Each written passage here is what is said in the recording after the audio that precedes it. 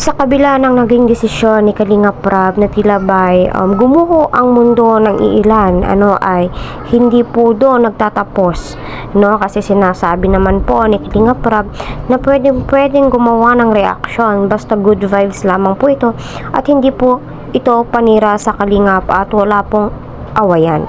At saka congratulations naman po sa mga napiling mag-reaction, kasi yung mga napili po ni Kalinga Prab ay puro pang good vibes lang.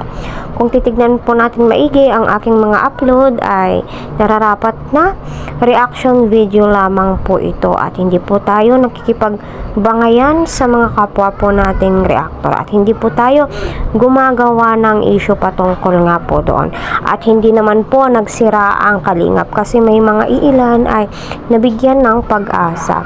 Subalit may mga ilang reactor na tila ba'y galit na until now ay may nag-a-upload pa rin po.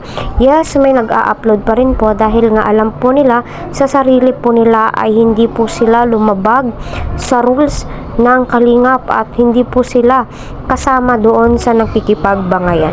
Gayunpaman, ako po'y lubos na nagpapasalamat kay Kalinga Prab at Kuya Val Santos Matubang dahil hindi nga po nila isinira ang kanilang pintuan bagkos naging open po ito sa lahat, no? Sa lalong-lalo na po sa mga viewers, supporters, sponsors, sa mga reactors na mga sponsors ni Kalinga Prab na andyan pa rin, no, na patuloy pong tumutulong at umaasa na pwede pang mag-upload. So dito sa videong ito ay marahil ako po lubos na magpapasalamat sa inyo dahil nga alam naman po nating lahat na malaki po talaga ang tulong ng Kalingap sa buhay po ng ilan, lalong-lalo na po sa mga nanay na nasa bahay lamang na hindi po nila magawang magtrabaho, maiwan ang kanilang pamilya.